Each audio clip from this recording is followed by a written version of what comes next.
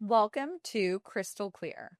This podcast is a space for real stories, raw moments, and the clarity that comes when we finally understand our why.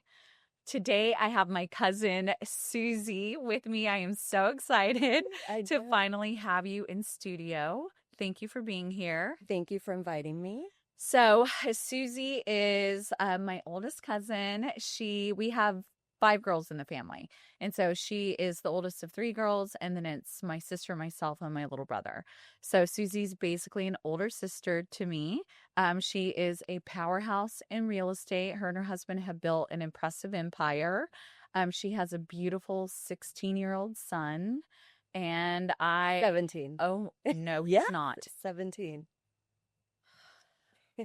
17, a grown adult son. Oh my goodness.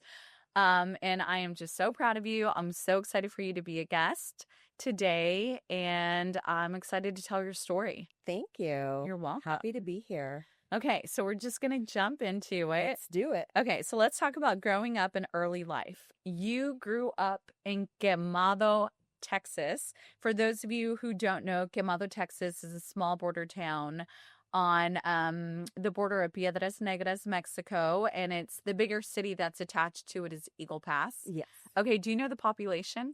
So Quemado, I would say, I don't know, like 500 Okay. when I was growing up there. Okay, so when you were growing up, I looked it up today because I didn't want to misspeak.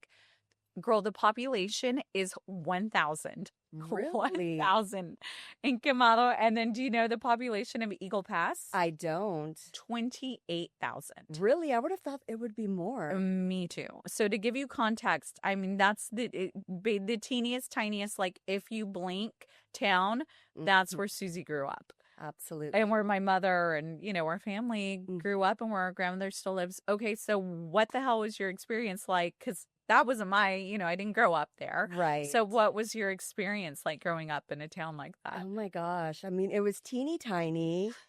I felt like I was probably, should have been born somewhere else. I remember, growing up going to elementary school there, and I think I was like second or third grade, or maybe a little older, when Madonna Like a Virgin came out. And, I was wearing the Madonna outfits, and my teachers were just looking at me like, what are you wearing? It was crazy. It was definitely, it was fun, but then also part of me was like, okay, this is just too small for me.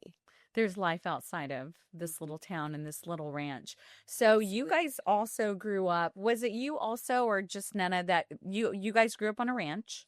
Right. With like animals and stuff. I know Nana was like heavily involved in 4-H and raising pigs and stuff. Did you do any of that? I did it. Yes, I think we did it.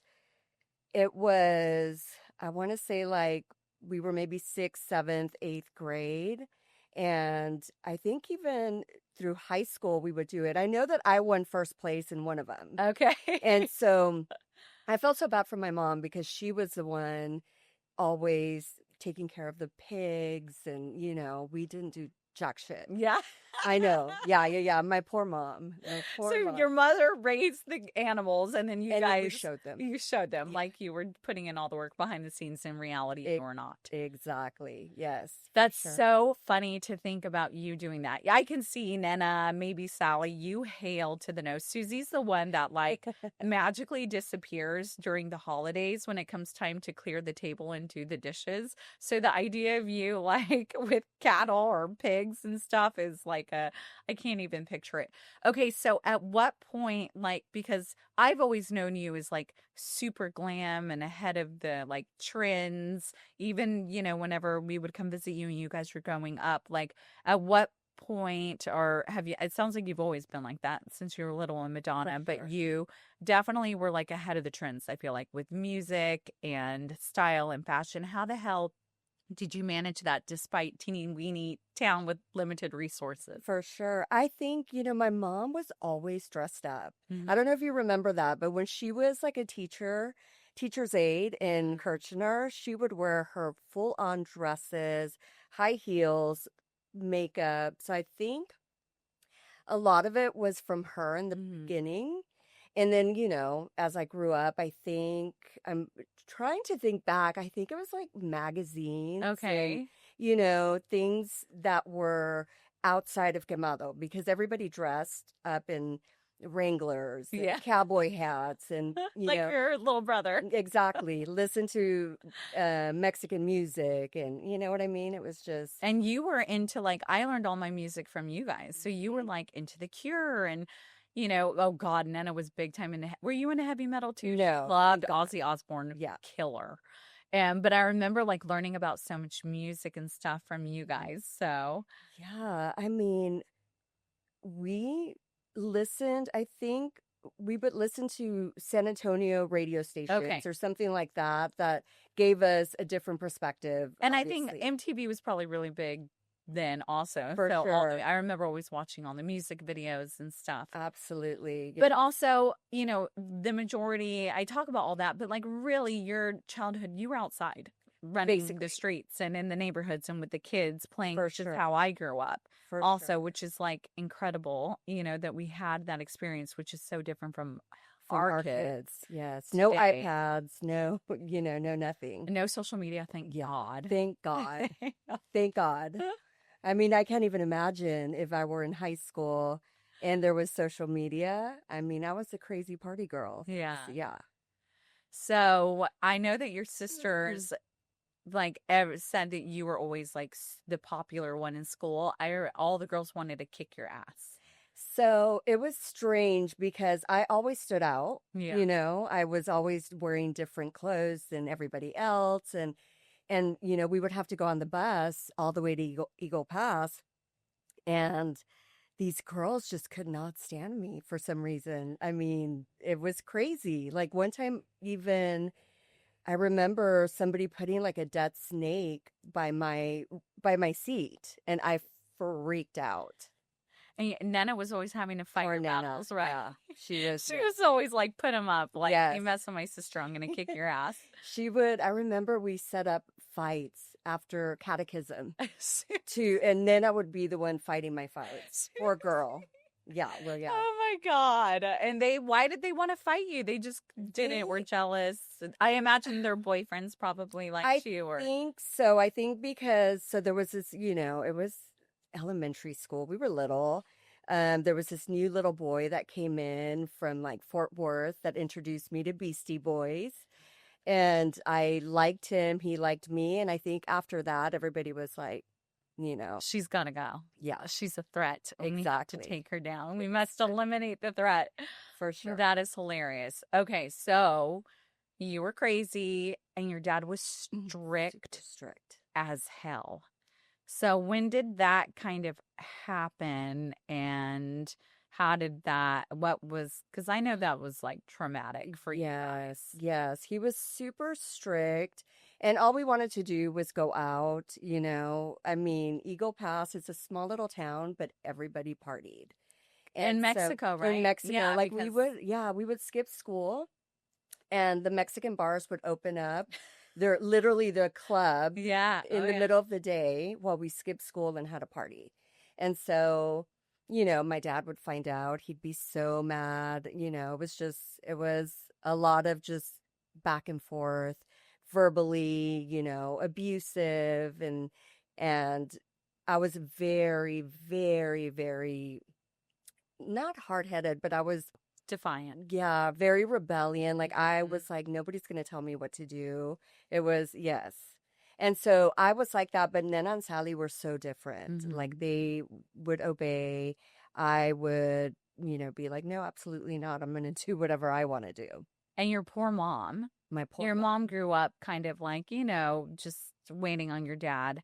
You guys grew Absolutely. up with the mother as like outgoing and social and fun as she is. She very much like kept the home and was kind of subservient to your dad. And your dad was like machismo. Very. So, how was that for your mom? Oh, my mom, I mean, first of all, she loved my dad. Yeah. And she would have done whatever for him. Yeah.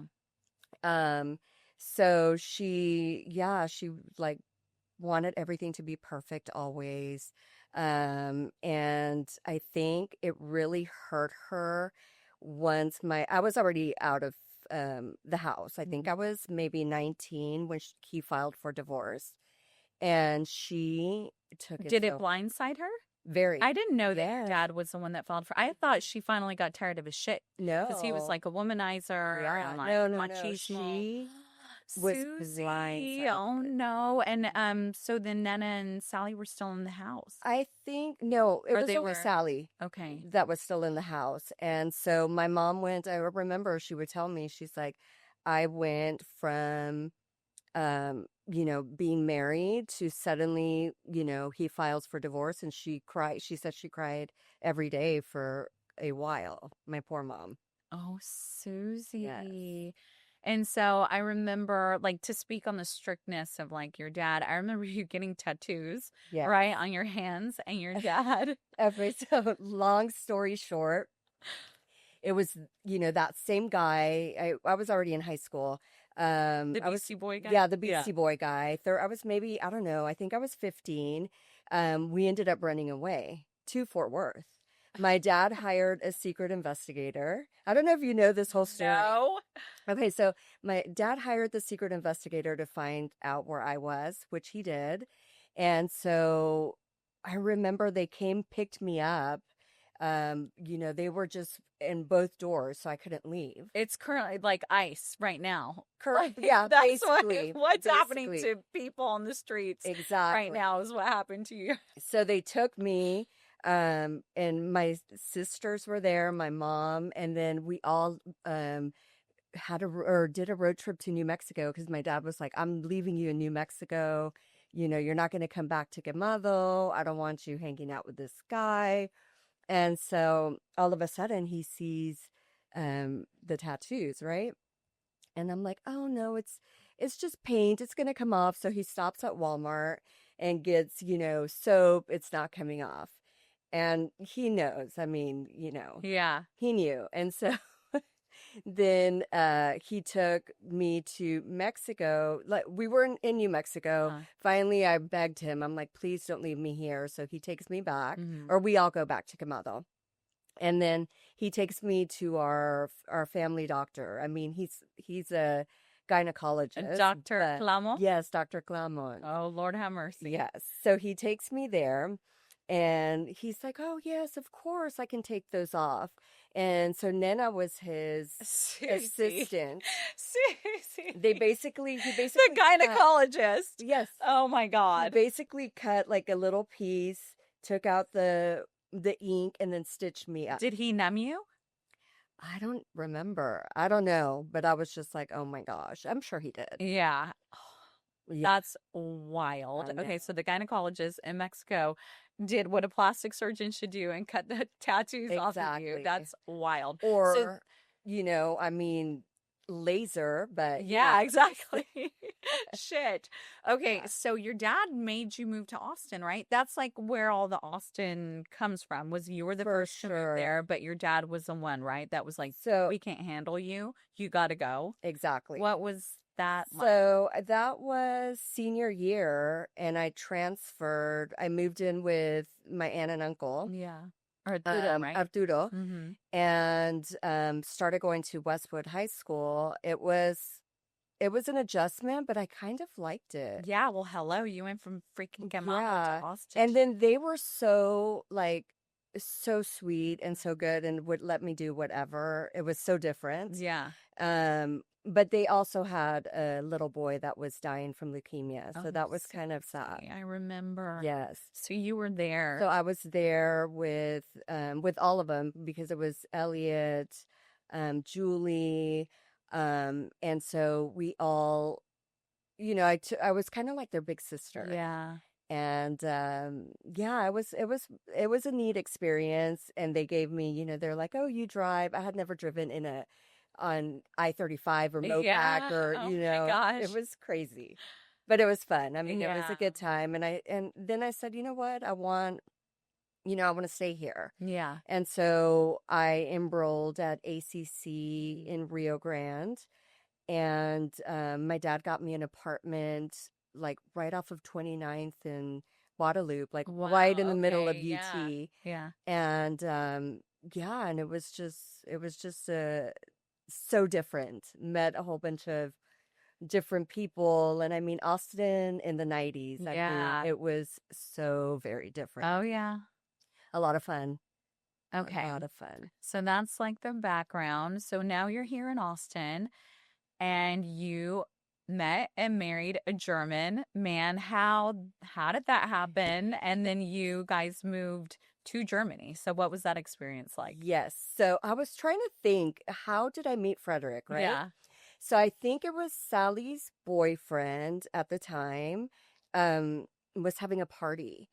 And Sally was like, you should come. And it was, I was kind of, I didn't want to go, but I Mhm. ended up going anyway. And I met Frederick there, and he was like the skater boy and, Yeah. you know, really cool, funny. And we just hit it off. And, you know, then I think he left back to Germany, came back. Mhm. We got married in Quemado. And I'm trying That's to right. remember, we got Oh married my in God. Quemado. Yes, you did. I think the judge came over to my grandparents' house, Yeah. and my dad was there, my mom. And you had a short pixie I haircut at that time. I I remember did. you wore like a white silk dress. Yes. Oh Oh my my gosh. gosh. Yeah, I remember that. Yes. And we got married. We were so young. We were 19. I mean, Yeah. it was, you know, teenage love. Yeah, oh yeah. Yeah.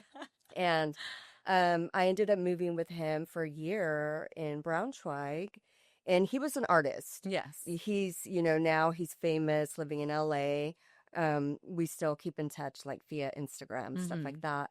Um, but he taught me a lot of like, you know, his parents owned a art gallery, and you know, we would drink wine and go to art exhibitions. And he had friends that were DJs, and you know, it was just such a different culture. But, you know, it was Germany, it was cold. I was, you know, we're from Texas. Oh yeah. You know, I never owned any boots or anything like that. So it was, yeah, it was an adjustment. I, you know, didn't want to stay there. And so we ended up coming back to Austin, but then moving to San Diego. And I remember we stopped at your house um, before. Like, I think we spent the night with Yeah, you in El guys in El Paso. Yeah. Paso. And then we drove all the way to San Diego. I remember going to San Diego a couple of summers and it was Yes. so fun. All of us girls would road trip. And Yeah. we were so young, driving across halfway across the nation. Our parents were like, go, have fun. Yeah. And like having the best summer and experiences ever. And I was You were what? fuck, Oh 14, my like gosh. something crazy. You know, Ursula was still in high school. Was she still in high No, school? was she? Or So maybe she was in college. she So might maybe have. Ursula was like 19. And so Yeah. therefore I'm, 5 years younger than her. So yeah, I was like Yeah. 14 Because years that old. was, so I was probably 22, 23. So you Right. were little. Oh, I was itty bitty. Yes. Like, You were tiny. what the hell? I know. Yeah. Oh And we would my God. party. Yeah, party our ass off. I'd And go to all kinds of house parties. oh my gosh. Yeah, it was Yeah. the best. Yeah. For sure. Okay, so you and Frederick were married how long? And then, like, why the divorce? And So we were married, I would say, like together, maybe like 2 years. And then I was just crazy. I was party crazy. I was boy yeah, crazy. You know, I wasn't ready to yeah, commit of at course. 19. No, I mean, hell no. who's ready? No, of course. Yeah. Um, and so yes, he went back to Germany. I came back to Austin. I think you guys came to pick me up from San Yeah. Diego. And then do you remember this? Or am I like dreaming it that we got caught in a snowstorm Yes, we got caught in a somewhere. somewhere and pulled over. We couldn't drive. They shut the highways down. Yeah. Yeah, we And it was pulled like over. It Twilight was Zone. Twilight Zone. We froze our ass off. It was one of the scariest nights of my life. I saw a giant that night. Like, I'm not kidding. Like, I have read things and seen things on like there are giants in the world? I'm going way Krystle. off. I swear to God, I don't know. We went to some little trucker station to like get coffee and eat Yes. food, and it was like Twilight Zone, like the freakiest people I've ever Yes. seen in my entire life. We were fucking terrified. We were like, let's get our ass back in the car, lock the doors, huddle up until they open the roads again. But that night, I feel like on the side of the road, I saw a giant. This person was like probably 9 feet tall. What? Huge, the biggest person. It was a freaking giant, and I saw him that night. I swear to God, there's no telling me otherwise.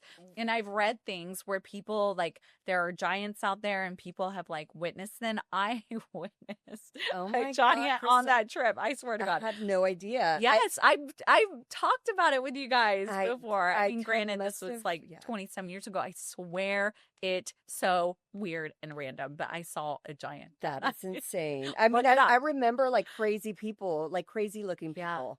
Yeah, it was probably just some really Oh, tall ass, sure. weird ass looking scrub of a person. But it like I was 13, 14, so it like stuck with me, and it was like it was the freakiest thing Oh I've my ever God. seen in my life.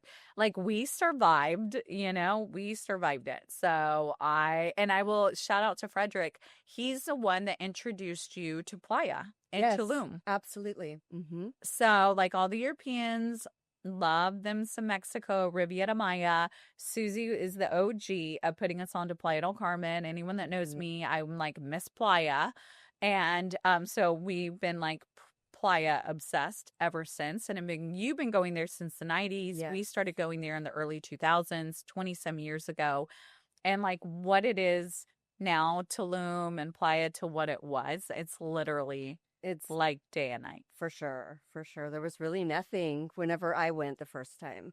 Just a whole bunch of, yeah, a lot of Europeans, and Yeah. the beach was Oh, stunning. pristine and to die for. No Mhm. seaweed, like perfection. For sure. Okay, so we're going to transition over to talking about surviving abuse and sobriety.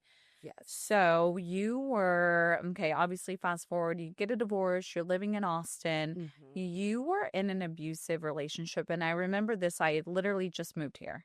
And Yes. so I moved to Austin in 2002. So this was 23 years ago. Mm-hmm. So you were in your what, late 20s, early 30s. No, it was like 27, Yeah. yeah, about 27. So you were in your late 20s and you were in an abusive relationship. So talk about surviving that relationship and what gave you the strength to leave.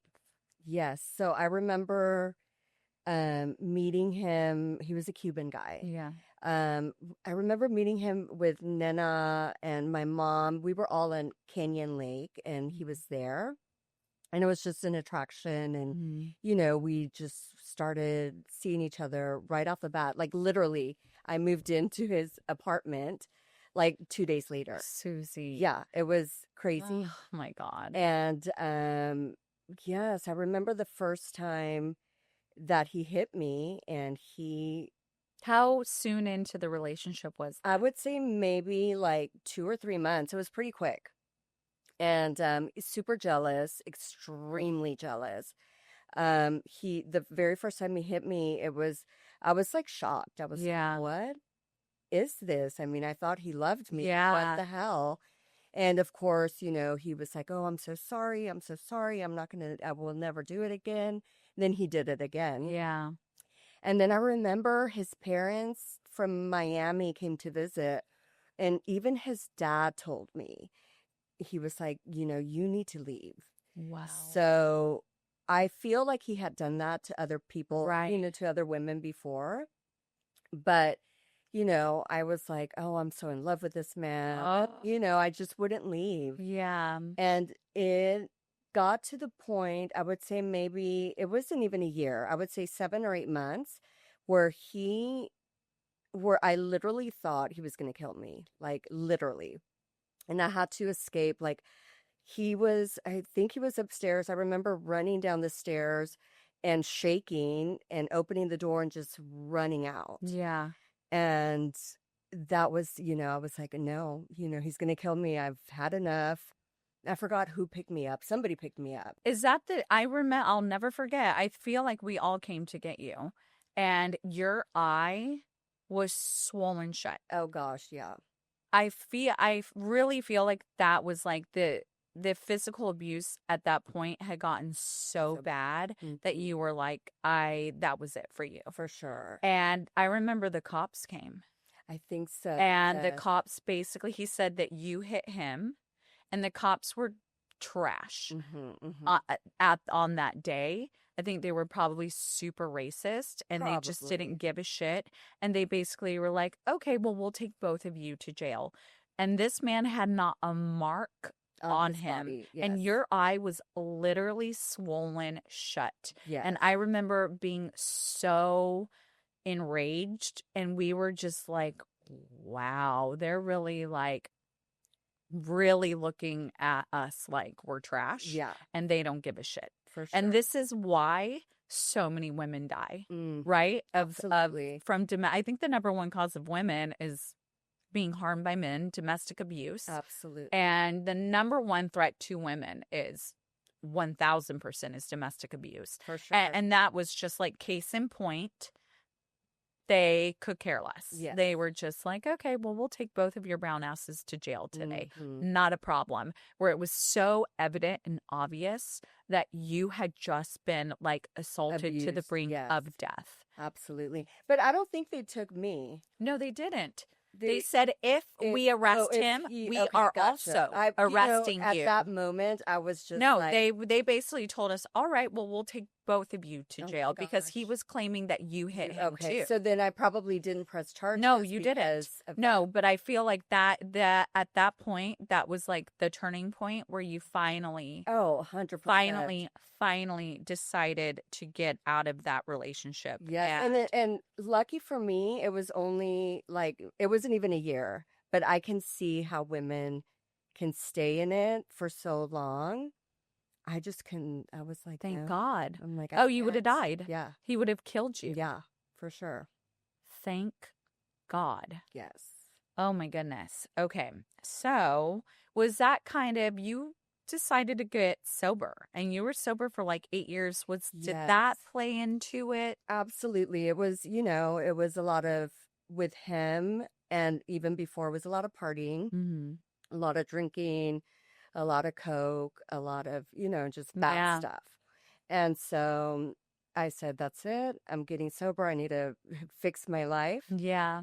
And I was 8 years sober, probably until I think Sohan was like maybe 5. That I started drinking wine again. And, obviously not like how I used to. God, yeah, no. Yeah. Yeah. And how do you feel like so many people, no one would have ever considered you an alcoholic ever. But like that was a big move to literally eliminate alcohol out of your life for 8 years. Well, I was like, okay, I need something different. Yeah. And I think being in that abusive relationship just kind of opened my eyes to like, okay, things need to change. And it was good because right around that time I ended up meeting Akbar. Yeah, your husband. And for like 20 plus years. Because if I would have met him before that, there would have not been a relationship. Right. Because I was just so crazy. Right. So how did these experiences shape you into the mom and woman you are today? I think they've made me stronger for sure. Have a bigger drive. Like I feel like I have this like drive to do better. So as a mom, though, I mean, I remember being pregnant at 33 and, just feeling that amazing, I don't know, it was just such an amazing feeling. Yeah. And I went, from 102 pounds all the way to 190. Shit, girl. Oh, my God. Yeah, it was, I mean, I loved all the food. And then, you did indulge in that during that pregnancy, girl. So funny. it was such a gift to be sober, Mhm. to get pregnant, to have a baby, to, you know, just have it, it was great. It Yeah. was like So new being a appreciation mom. and perspective. Hmm. Okay, so we'll transition into family and motherhood. So how long have you and Akbar been married? So technically 2013 we got officially Right. married, right? But we have been engaged forever, and Yeah. Sohan was like, "Mom, why don't you have our same same last name?" Yeah. So I was like, "Okay, let's do it." Yeah. Together, I would say 22 years, all of it, the Yeah. whole time. Um, I mean, obviously ups and downs. Marriage isn't easy, Yeah. and it's like but I feel like we balance each other Mhm. because, if I'm down or if, I'm upset about something, he's always on my side. Or if he's upset, like we just balance each other. Yeah. And Akbar had two children from a previous marriage. So you were like a bonus mom before you had Sohan. What was that experience like? Yes. So Amir came to live with us. I believe he was 9. Hmm. And he stayed with us until he graduated high Yeah. school. Yeah. Um, it was, I mean, it was different. I Yeah. never, I was like, oh my God, this little boy's living with us. Yeah. But he was so sweet. Yeah. I mean, the sweetest kid. Um, and then I think once I had Sohan, because I had Sohan when he was 11, Hmm. it made it change, like the perspective. Like once Yeah. you're a mom, it's so different. Right.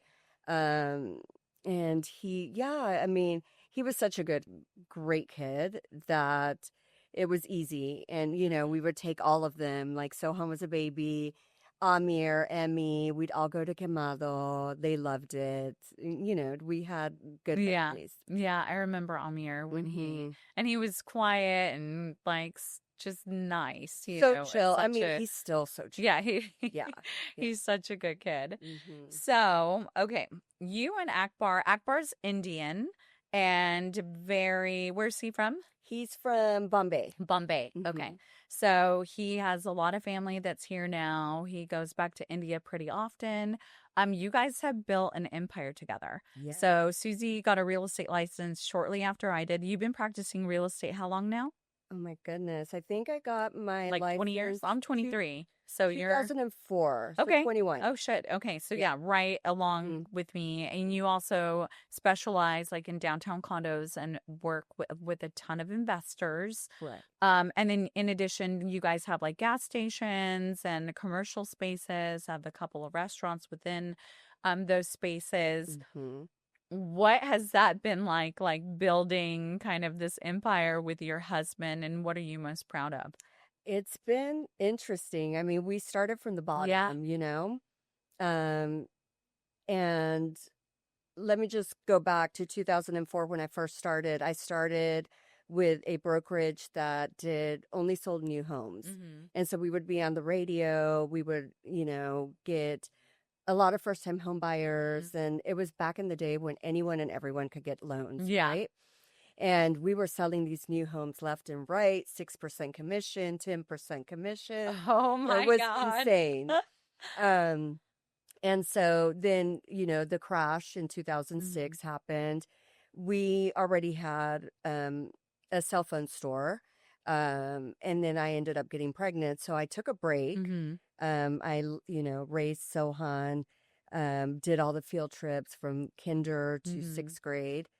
And I think I mean, I would do real estate, but not full time because I wanted to dedicate, obviously, my time, Mhm. to Sohan. And he had, soccer, Oh yeah, it competitive was just, soccer, like you were full-time soccer yes, it mom. was a lot. So then I started getting back into real estate when we started getting investors that Mhm. wanted to invest in downtown Mhm. Austin. Independent was the Yeah. very first one.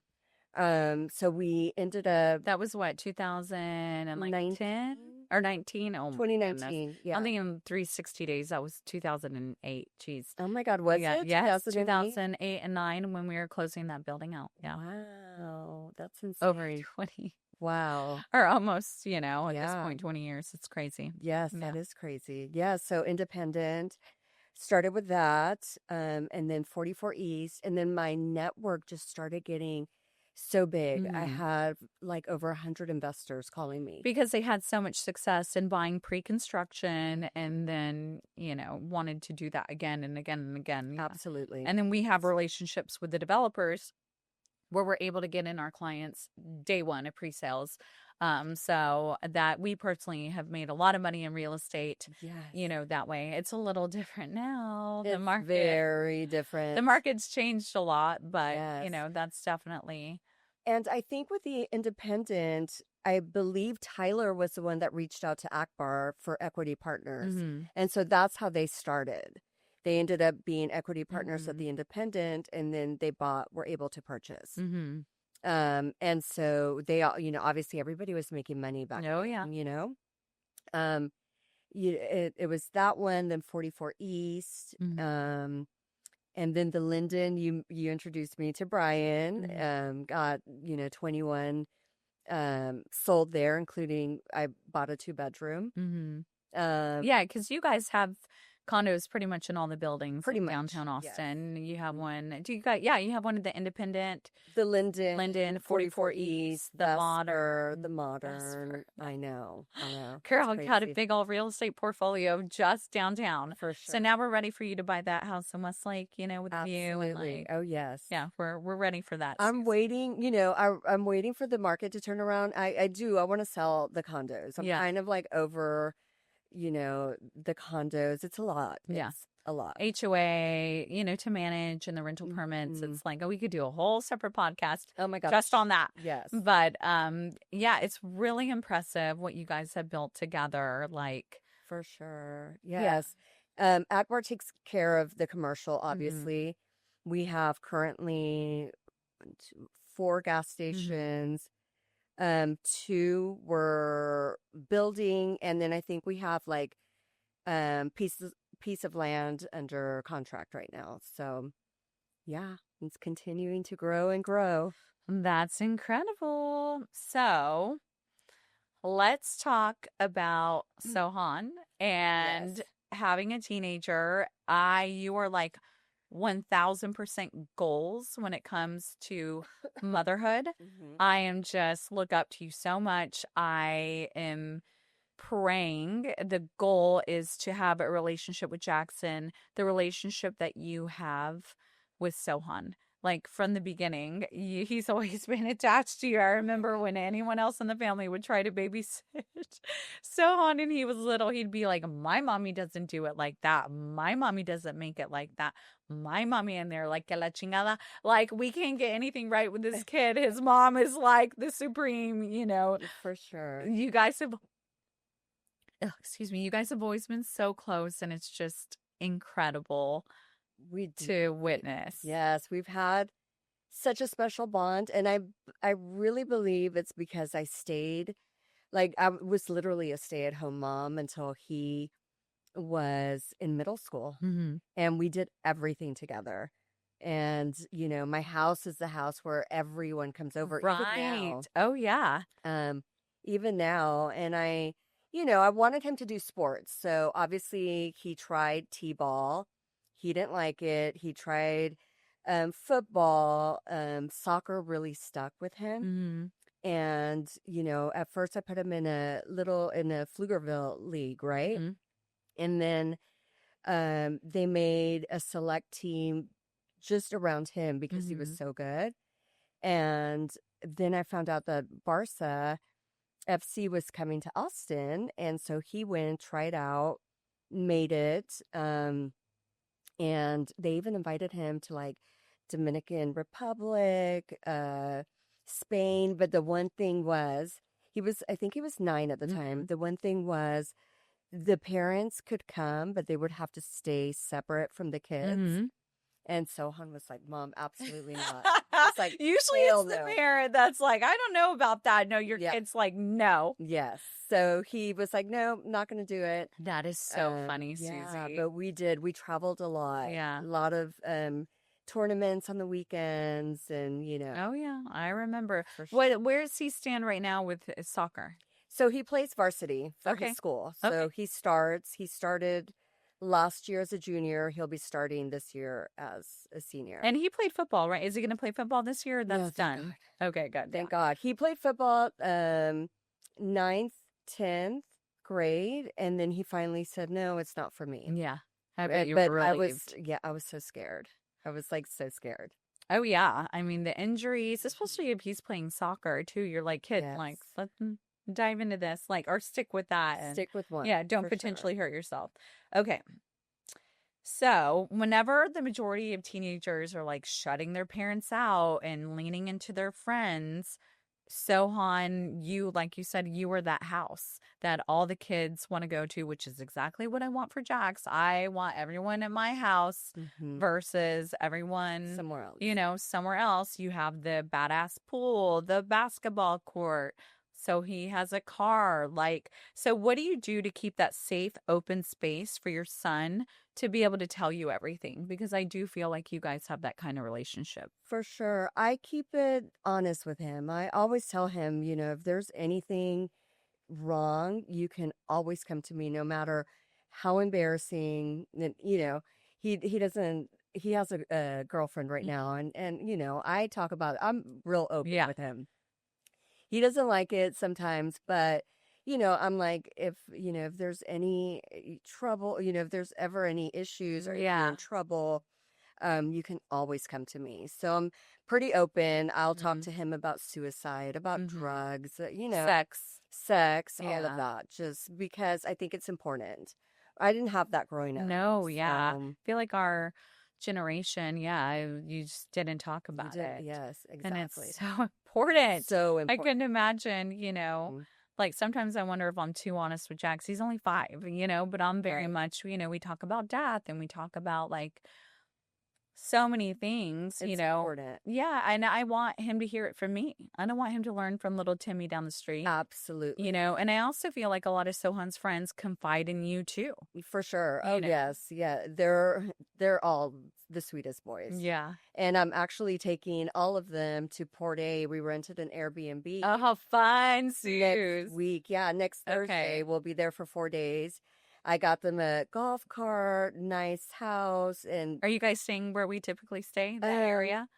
no, this one's a little more in town. Okay. It's like downtown, like near food places, because Okay. they're these kids at midnight will go make a Whataburger Do you run or remember we were in Port A last year and we kept trying to get pizza, but Sohan and 2 of his friends came, and it was the same Uber person that was like accepting our order, and they were on a bike. Every time we were like, I swear to God, if this same person accepts our order, we're gonna lose it.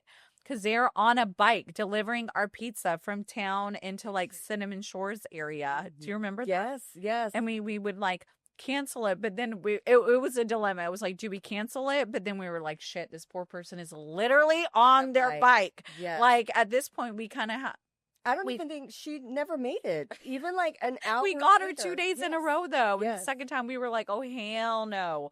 And like, Absolutely. yeah, it would. That was funny. It was ridiculous. That's That what it was. Yeah. Okay, that's so fun.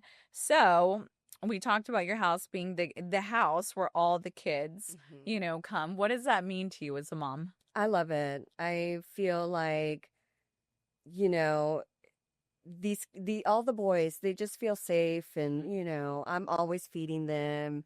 They're, either swimming or watching shows, and it's just nice. I don't know, it's my house has always been that way. Yeah. Even since, Sohan was little, Yeah. 5 years old. He'd always have all his friends over. Mhm. That's what I want. 100%. For sure. So, who or what influenced your parenting style, and what advice would you give to parents who want a close, open bond with their kids? I think I've always wanted, as soon as I was pregnant, I had Sohan. I felt the need to be just open, honest, forgiving, because my Yeah. parents were, they're old school. My dad was always yelling. My mom would if we got in trouble, I remember she would grab a little branch and she'd, hit us on the hand. And Mhm. I didn't want to do any of that. I was like, I'm gonna, treat him with compassion, Yeah. kindness. But Sohan was so sweet. Yeah. Like he was just the sweetest kid. And yeah, I mean, it was just, I feel like just me being kind Mm. made him who he is today. Oh, I love Yeah. that. Okay, well, I need to maybe I'm questioning my parenting style. Not that I'm not kind, but shit, Jax tests me, Yes. and the whole gentle parenting thing, it's like I can only be so patient and so compassionate for so long. Right. Like I am raising this little black boy, and look, I need to know that like what I say goes. For sure. I get testing boundaries. I Oh my get goodness. all of that, but like I have to boss up on him sometimes and check him and be like, absolutely not. I don't know that. I don't think Sohan was ever like that. Jax is real, like He's feisty. Yes. Hello, no surprise. Well, I mean, come on. And his dad. Yes. And so I'm just like, rough and tough with him. Sometimes I don't spank him. That's definitely not my style. And I'm very honest with him. But I'm like, my big things are like consequences. I'll take your iPad away. Like, we're not going to do this. We're not going to do that. And, he gets so angry. He's definitely getting easier as he's getting older. But like, Sure. I would love to. It Have just that, yeah. easy and soft all the time, but that's For like sure. not who And every child is so different. You know what I mean? So it's yes, absolutely. But yes, I love always coming from a place of like compassion. And he says that he's like, "Mommy, you're mad at me," and I'm like, "Son, I'm frustrated, and that's okay. I still love you. For sure. I love you no matter what." And he was like, "Okay, Mommy." I'm like, yeah. I'm always going to love you even when I'm upset with you. Like, It's Absolutely. okay. It's normal. I try to teach him to like, whatever you're feeling, feel it. And then let's move on from it. You have a sure. choice. Let's choose happiness. Let's not stay in this anger. Like, because he doubled down. He'll double Gets down. all upset. Oh my goodness. Yeah, and his like anger and stuff. And I'm just like, you're too little to be angry. Like, feel it. And then let it go. Yeah. Release it on to happiness. Mm-hmm. Okay, so let's talk about growth and legacy. How do you take care of yourself physically, emotionally, and mentally at 50? You're looking younger and happier than ever. 50's the new 40. For sure. Pilates, solid core. Hey. So, I was sick for 2.5 weeks with Yeah. the flu and then walking pneumonia. And I got myself to go do a class yesterday. How was it? I'm so sore. Yeah. I am sore. But yeah, solid core has really done it. I've always been into fitness. Yeah. I've always been a runner. I ran 2 half marathons. Mm-hmm. Then I got into CrossFit. Yep, I remember. Lifting heavy weights. That wasn't working. It was making me bulky. Mm-hmm. And then you introduced me to solid core.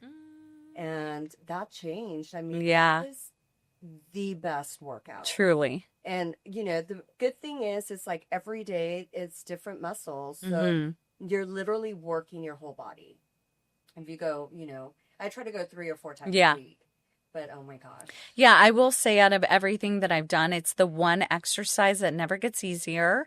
And it is like, it's different every time. For sure. So, and also the results, right? Absolutely. Like you never get this type of results this quickly when you're consistent with a workout other than Pilates. Like it is truly, truly insane. And you know what's so funny? I had one of my girlfriends, because I always say, oh, it's Pilates. Yeah. And she's like, no. She's like, you need to call it, what is it? Legree or something. She said something. Well, we're not doing Legree. Okay, yeah, Legree is like a form of Pilates, like, the reformer. And ours is more of like a HIIT workout. Ours is more, like a HIIT, but, in a reformer. Yeah, obviously. But yeah, she was like, don't call it that. I'm like, no. But well, yeah, we're not going to a Legree studio. Like, for sure. Yeah, we're doing more of like a HIIT style workout. So absolutely. So, what would you say to someone feeling trapped, whether by addiction, a toxic relationship, or fear of change? I would say get out, as fast as you can, do something different, I was fortunate enough to like see it right away Yeah. and change it and made a better path, better life for me by staying, sober for 8 years Yeah. and then, building what I built and worked my ass off. Um, I would just say, do it for you Mm-hmm. because if you're not going to do it for yourself, nobody, no one's going to do it for you. I just feel grateful that, I'm here, I'm healthy. Yeah. I'm 51, it's like, wow. Yeah. Looking better than ever, For living your soon to be empty nester. To add to that, I will say that we've all been in bad relationships before, and I fully understand also. And so it's like very obvious to everyone around you, right? Whenever you're in a bad situation. Right. Like you guys all saw me and knew that was not for me. I was miserable. I wasn't happy, but no one was ever, and I love this about our family, no one was ever like, leave, F him, you don't deserve it. Well, I will also say because I kept a lot of it, you guys didn't know the struggle Exactly. either. Like for me, like when you're married, if you're talking shit on your husband, guess what? Everyone's going to look at your spouse totally different. Exactly. So it's one of those things like, just like when I found out about my first husband having an affair, like I made the choice, like, okay, we can work through this. I'm not going to tell anyone because the minute I tell him, everyone's going to be like, he's a dog, leave his ass. So I recognized that early, So with the last marriage, like, despite how miserable I was, I didn't share everything with everyone because I wanted to protect my partner. But everyone knew I was fucking miserable, right? Sure. Oh, yes. And so when I'm talking to people and I see it, I see it. I know they're miserable. I know this relationship isn't for them. We know, Right. people. And I try to give them the best advice I can give them. I am a walking proof of this is the other side of fear. For sure. This happiness, like this incredible life that I'm living right now, where I am happier than I've ever been. This is literally the other side of fear. And you too can have that, but I fully recognize it has to come from you. 100%. It does not matter what anyone says to you. So, people, if you have a friend, have a family member that's in a shitty relationship, support them, love them, and know that at the end of the day, it doesn't matter what you say, it has to come from them on their own time. Yes, absolutely. I so agree with you. Because nobody, if somebody were to tell you and in your head you're not ready to leave, Right. you're not going to leave. No. So you're better to support someone and have faith that they eventually, they'll see the light. Eventually they'll have the strength and they'll come to it on their own. Absolutely, for sure. Truly. So, what are you looking most forward to in this next chapter of your life? Yes, well, Sohan is going to be a senior. Yeah. This year, obviously, I want to be there for all of this stuff. It's going to be my last year. Yeah. And then, yeah, I told him, I was like, you do you pick, whichever school you want to go to. Right now, he's leaning towards UT, Texas State. So we'll see, where he gets accepted. Yeah. But after that, like I told Akbar, I was like, okay, he'll be out of school, he'll be in college, and we want to travel. Like I have a list. Yeah. I want, where I want to go. Yeah. Yeah, for sure. And what does that say to you? The fact that your son like wants to stay here. I love He it. wants to be I close, know. continue to be Yeah. close to you. That's incredible. Yes, I love Like, it. parents are like, please, God, let our child not, like, we want to support them, but we're like, please stay Yeah. close to home. Don't Or go far away. And your son's exactly. like, I want to be here. I know, because he has a choice. I Yeah. mean, he He has could have the gone freedom and knows he anywhere. does. The freedom and the support. You're not putting For any sure. pressure on him. Not at all. Yes. So, but Oh, he wants to be close, so that's yeah, because nice. you guys are like this, I know. which is incredible. And I love it. And I told him, and I'm so glad I have that unit at the Linden because it's literally walking distance to Yeah. UT. Like I have two UT boys renting it from me now. Mm-hmm. And I told Sohan, I mean, obviously first year he's going to live in the dorms, Mm-hmm. but after that, I'm like, you could stay at the Linden, Yeah. you know? Lucky boy. Mm-hmm. What do you hope Sohan carries with him most as he grows into adulthood? Again, I want him, that kindness, the Mm-hmm. compassion, um, helping others. Mm-hmm. I think he sees that in both Akbar and I, Mm-hmm. that I feel like he already Mm-hmm. has all of that. But and obviously success, I want him to be successful at whatever he does, Mm-hmm. whatever he picks. Right now, he's like, I want to do business like you guys. I'm like, you do you. Yeah. You be happy for, whatever you want to do. Just make sure you're happy. Do you think he wants to be like involved with you guys, a part of the family business, or? That's what he's saying right Okay. now. And, Akbar gives them, in every gas station that we have, they each have like a percentage. So they don't have to work. So Let's be yeah, real. yeah. You're good, but no, that's a non-option to But not work. no, I want, I Yeah. want him to be, do something that he loves. Yeah. Like how we love real estate. Yeah. Yeah. I want him to love doing whatever it is. Has he shown any interest in real estate at all, or nah? Not much, but his friends will ask me. Really? They're like, how do you get into real estate? Mhm. And, they'll ask me all the questions. So I love yeah. it. So when you look back at everything you have overcome, what are you most proud of and want your son to remember about you? That I think that I'm resilient, Mm-hmm. that I have power, Mm-hmm. and that in all of that, I'm also very giving Mm-hmm. to everyone. I mean, like with my mom, with Welita, Yeah. with I feel like those three things are most important for him to remember me. Hopefully, remember me by. Yeah, He will. He's obsessed with you. You're such a good mother. You're such an inspiration. Thank you. I want to end this on both of us. Mm-hmm. A message to little Latina girls that grow up in a little border town with Mexican parents, given this state of the nation. For sure. Like, what message do you have for them?